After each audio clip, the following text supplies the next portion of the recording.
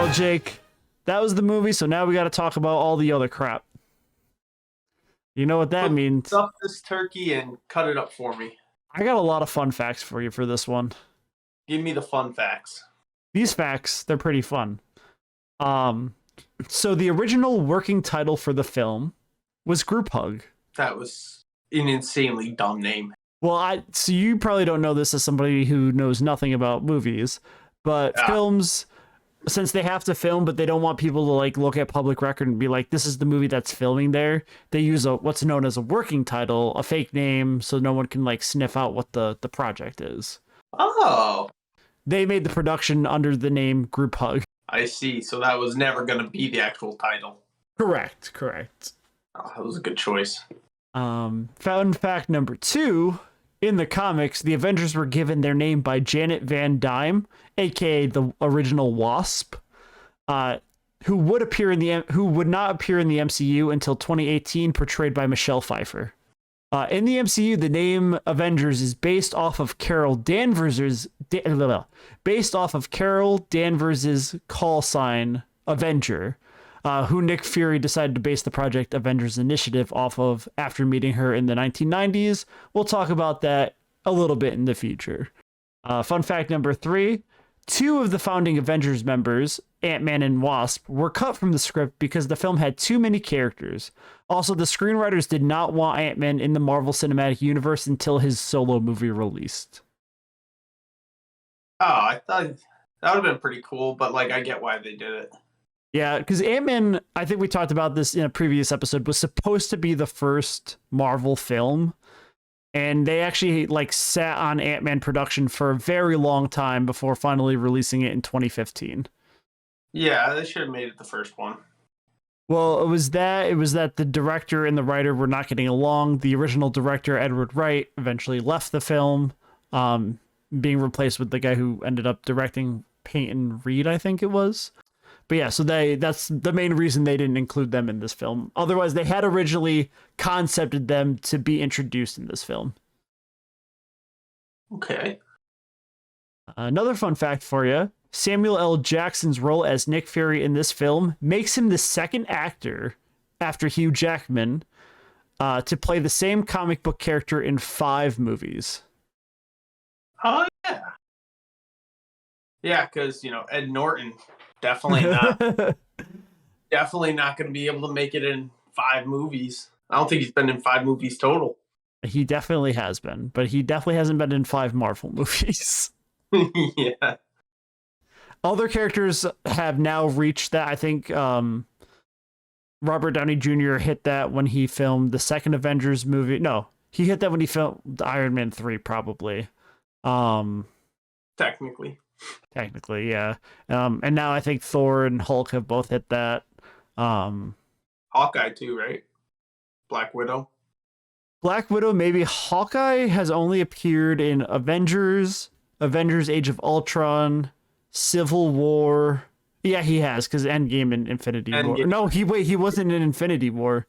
So I think he's only been in 4 movies. I thought he had a little clip in it. No, him and Ant-Man were not in Infinity War. They're the only like 2 main Marvel characters who were not in Infinity War, including Wasp as well in that. Yes, he is. There was also, I guess, Black Widow's though, right? She's been in 5. Yeah, she would have hit 5. Most of them have, like most Marvel characters have hit 5 now, I think. Big kudos to them for keeping that cast together, though. Oh, yeah. Took a lot of money, I bet. Oh, yeah.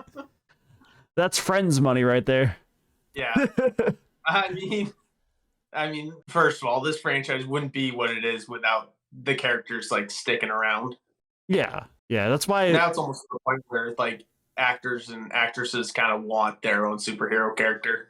They want to be like a part of it. Yeah, in the MCU, because it's like guaranteed work for 10 years. Yeah. But yeah, no, that's why like originally contracts were big in Marvel, where most people coming into the MCU would sign a 6 to 7 movie contract. Mm-hmm.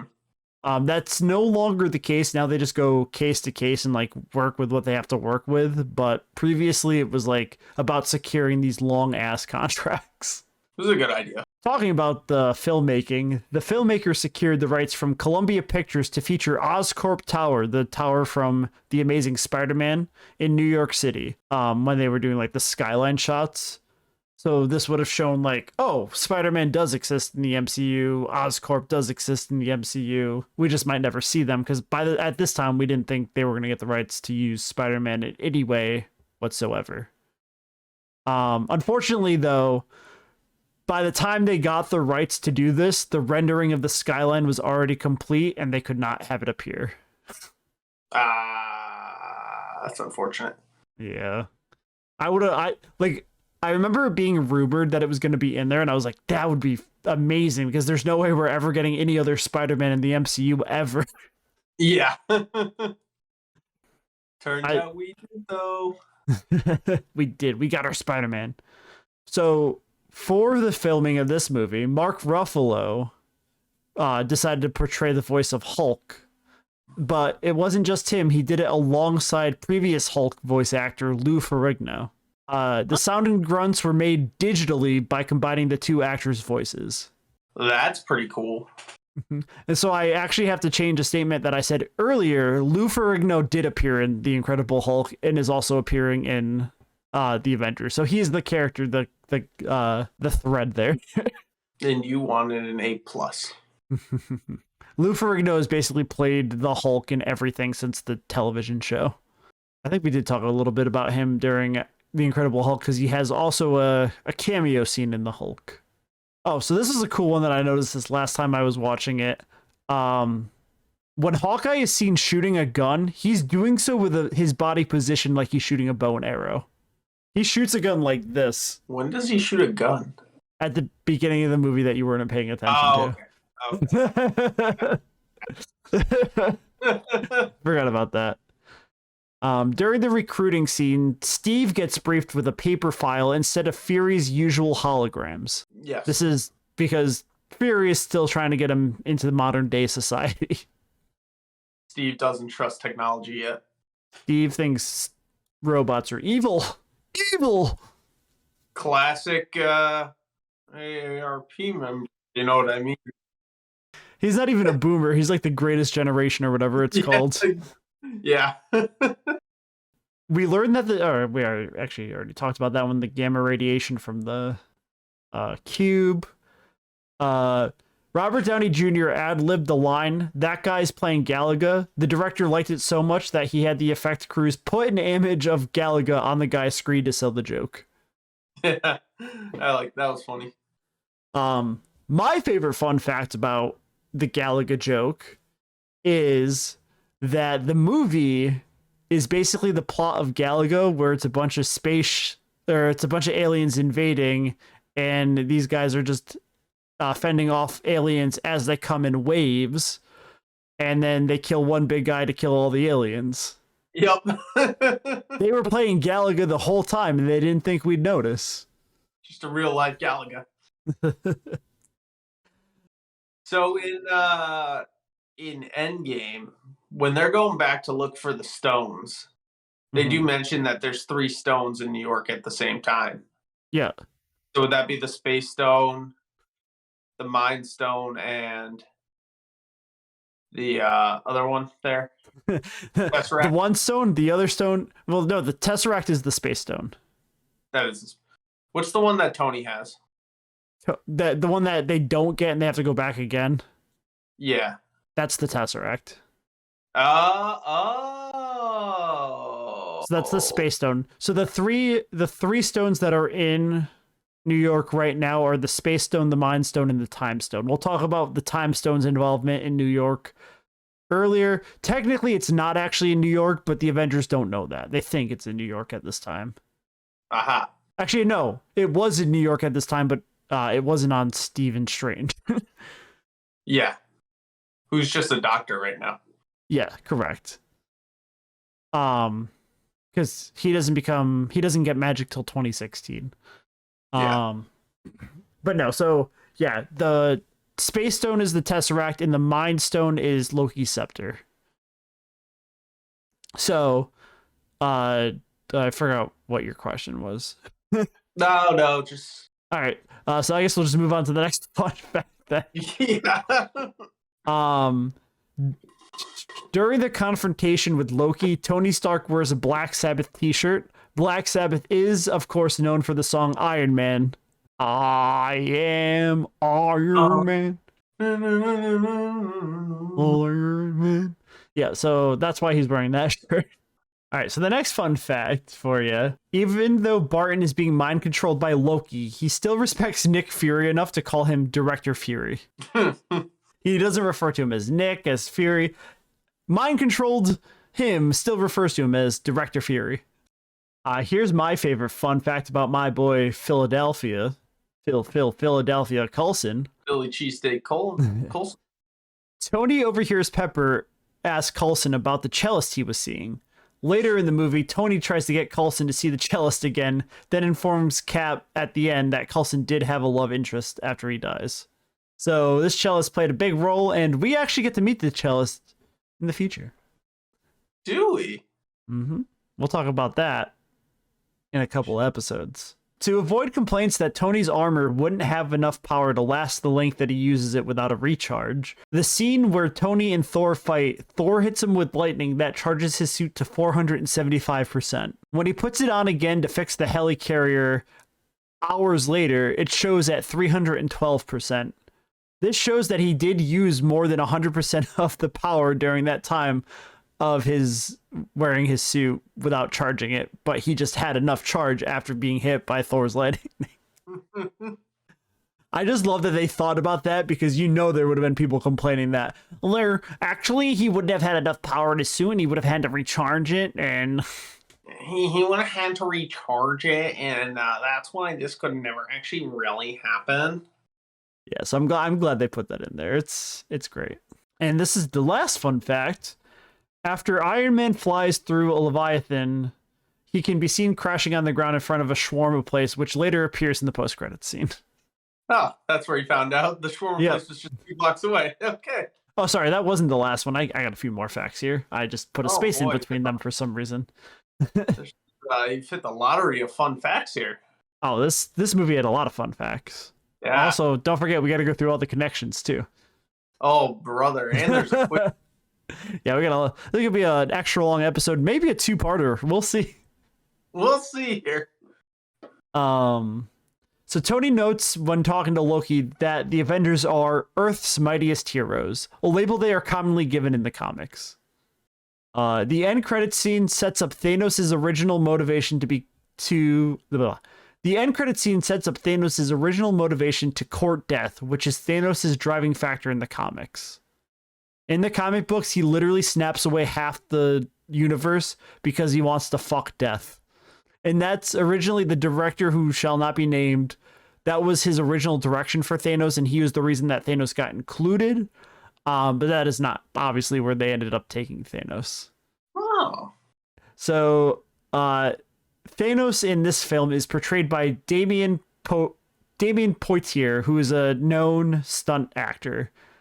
This is the only film that he appears as Thanos. Aha. They got Josh Brolin after that. They did. They got old Broly boy. Yes. Now, you did say that I may have some, fun facts about the shawarma scene. So here's the fun facts about the shawarma scene. The shawarma end credit scene was filmed on April 12th, 2012. One day after the film premiered in Los Angeles. Interesting. So it was filmed after the premiere of the movie. So they went to the premiere, and since they were all together, they decided to film this really quickly and get it added into the movie before its wide release. That's funny. That's pretty solid, actually.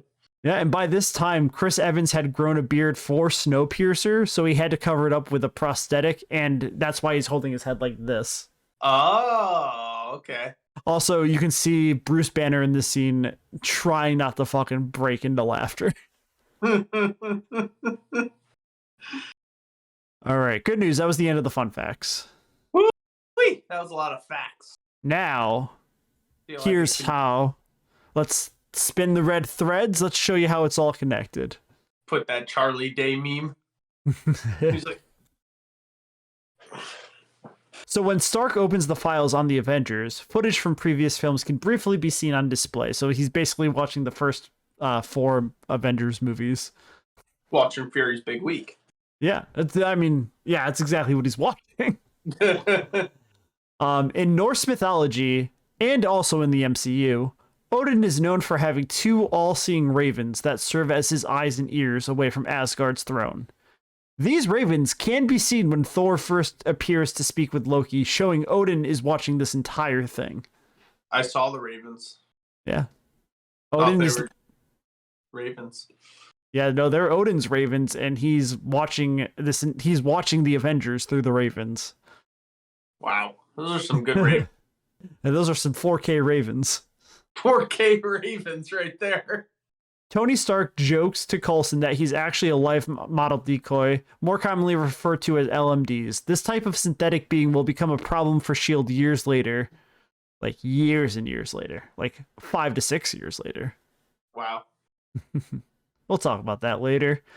Coulson, speaking of, is the one to have designed Cap's new suit. He based the suit off of Captain America's propaganda, as opposed to his actual look, which is why this version of the suit is so campy. During Loki's briefing with Selvig and Barton, he mentions many of the people working with them are S.H.I.E.L.D. enemies. Most likely, a lot of these people have connections with Hydra. Yeah. There's a good chance that a lot of them are agents that were let go, who were actually Hydra agents. There's likelihood that they're people who work closely with S.H.I.E.L.D. who happen to be connected with Hydra and things like that. They could also be part of... They could still be working for S.H.I.E.L.D. too. Yeah, and they could also just be parts of other organizations that hate S.H.I.E.L.D. as well. Yes. When Loki is held prisoner on the helicarrier, the computer screen monitoring him shows an infrared image of the cell. Loki's temperature is shown as blue, meaning cold, due to the fact that he is a frost giant by nature. So he doesn't have normal body signatures, he's just all cold. That's why he didn't get the frostbite in Thor. Exactly. His arm was blue. Abadi abada. He's blue, da boo dee da boo die. Steve Rogers discovers that S.H.I.E.L.D. has been experimenting with Hydra weapons, foreshadowing the events to come in Captain America the Winter Soldier. So they have a lot of Hydra weapons. And Coulson thinks that they have these because they want to make more weapons like it, which is the case, but they also have this because they're Hydra. They have Hydra weapons because they are, in fact, Hydra. Nick Fury just doesn't know this yet. Yeah. I have belief that WSC might be behind that, but you know. Yeah. Oh, one more fact, and we'll get to that. The gun Coulson uses to try and shoot Loki is made from the Destroyer robot from Thor. We went over that, yes. I feel like I have to mention all the connections here. I don't mention all the fun facts if I already talk about them, but all the connections I feel like I have to because I'll get yelled at.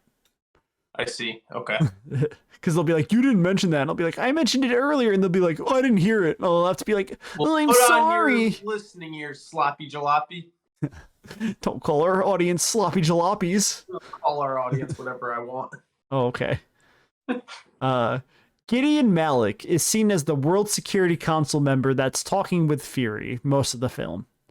He will later appear on Agents of S.H.I.E.L.D. as a main antagonist, not protagonist. Antagonist. In Agents of S.H.I.E.L.D. Another Security Council member that appears is Hawley, who will also appear later on in Captain America the Winter Soldier. In the film, Bruce Banner references the fact that the last time he was in New York City, he broke Harlem. This is a reference to his fight with the Abomination in Harlem. Yeah. Harlem was already broken, but some say he actually... he made it better. Yeah, he made it better. He widened the road so there was less traffic. Yeah. They had to rebuild the train station. It's better now. It's much better. We actually have infrastructure here. Yeah. In later films, we learn Loki's scepter contains the Mind Stone, which explains why he was able to control people's minds and also explains Loki's uncharacteristic anger throughout the film. When Loki touches his scepter to Stark's chest, nothing happens. This provides backup to the theory that Stark's arc reactor is based off of energy from the Space Stone, counteracting the Mind Stone from Loki's scepter. During the alien fight scene, Black Widow and Hawkeye discuss Budapest, a mission we learn more about in Black Widow's solo film, along with details of Dreykov's daughter, which were mentioned by Loki. So we get a lot more context of things we learn about Black Widow in this film when we get to the Black Widow solo film in 9 years. Might be 9 years of podcast time after this episode. Oh man, they're all going to be 2-parters from here. Wait till we get to Infinity War and Endgame. Those are going to be like 4-parters each. Oh, holy hell.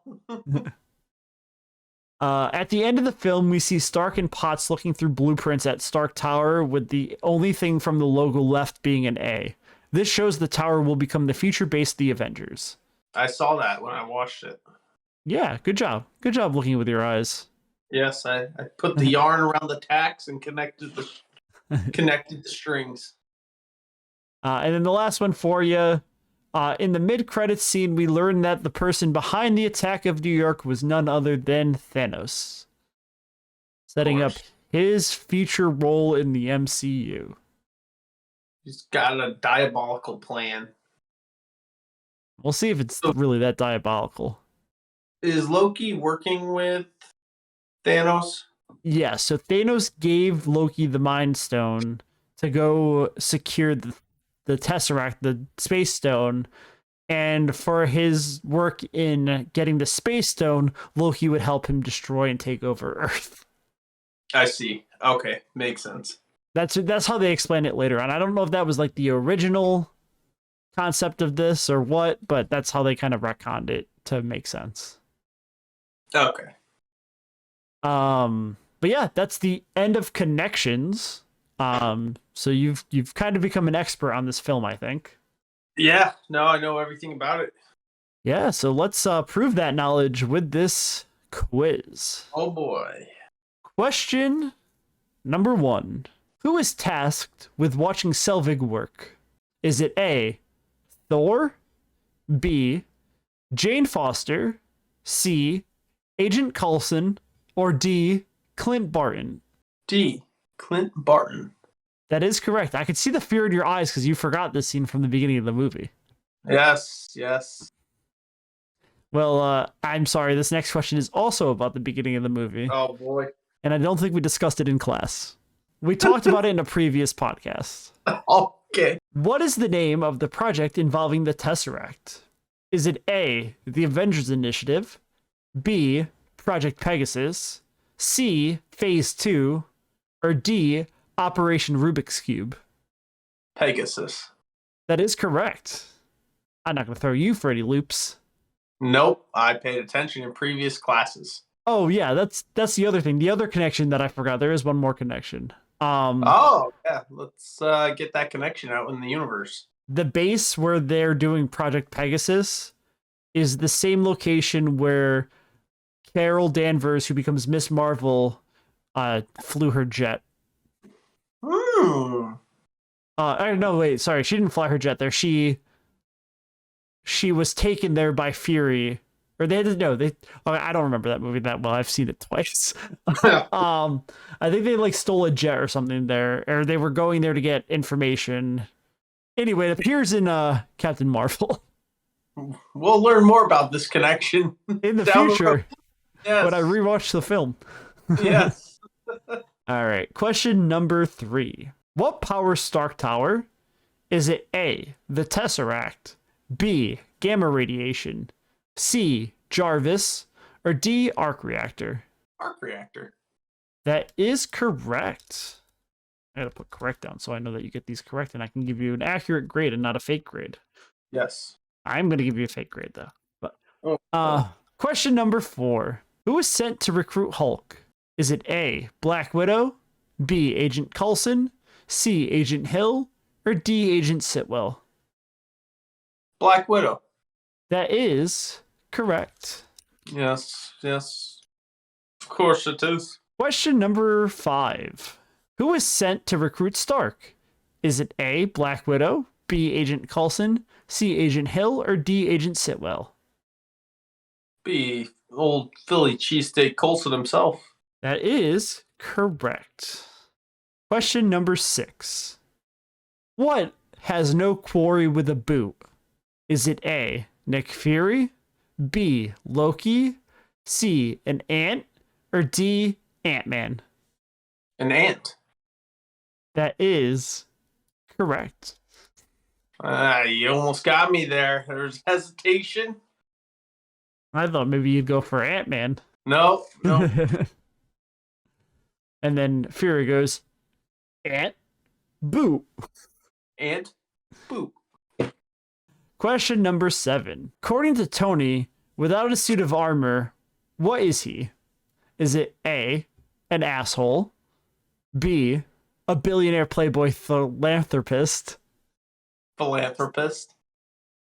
Not philanthropist. I got tongue twisted, okay? Oh, Billionaire playboy philanthropist. I can't say philanthropist. playboy billionaire philanthropist. C, nothing, or D, Pepper Potts lover. Pepper Potts lover. No, it's billionaire playboy philanthropist. See, it's not that hard to say. It is pretty hard to say. That is correct. Question number 8. What is Phil Coulson's gun made from? Is it A, Stark Tech, B, Tesseract Tech, C, parts of Thor's hammer, or D, the Destroyer robot? The Destroyer robot. That is correct. Question number 9. What game was the guy on the helicarrier playing? Was it A, Galaga, B, Space Invaders, C, Galaxian, or D, Pac-Man? Galaga. That is correct. Imagine if it was like Mama's Kitchen. Animal Crossing New Horizons. Yeah. Pokemon. Question number 10. Who was responsible for the attack on New York? Is it A, Tony Stark, B, Loki, C, Thanos, or D, Thor? Ooh. Could be a little trick question here. I'm going to say Thanos. That is correct. I didn't go tricky with it. Yes. Technically could be all of the above. Could be all the above. Technically could be Howard Stark's fault Could be. Yep. for retrieving the Tesseract from the ocean. Should have left it there according to Steve Rogers. Could be Nick Fury's fault for assembling the Avengers and working on the Tesseract. Yes, could be. All right, well, you did great. That's an A+ on the test. So altogether, I really don't care what your grade is. It's still an F. No, you know what? B+. Okay, we'll go B+. We'll take it. Yeah, so that was the Avengers, Jake. You did terrible. So let me go ahead and give you a homework assignment that I'm sure you will thrive. You will love it. Oh boy. Yeah, your homework for next week is to prep for your final, your phase 1 final. Next week, I'm going to give you your exam on phase 1. Oh. And then after that, we will talk about phase 2 and introducing you into the world of phase 2. It's kind of pumping and dumping this knowledge here, but I'll go back and watch all the movies again. Yeah, I know you're thrilled. But yeah, so that's it for this week. There's the bell. You're gonna get ready for that exam. I can't wait. Don't forget to follow us on Instagram, Twitter, TikTok, all that fun stuff. I'm at AJ Slabs. He's at Juicy Snake 12. We also have our podcast, Twitter, and Instagram, which is Marvel Cinematic University Podcast on Instagram and MCU University 101 on Twitter. Will you be holding a study group, perhaps? You could tweet and ask the audience for help. Yes. I could do that. You could. You're not gonna, but you could. That's something I could do. I was gonna say I'll let you use open book, but you won't have anything to look at, so Oh, I got a book somewhere. we'll have any of the answers.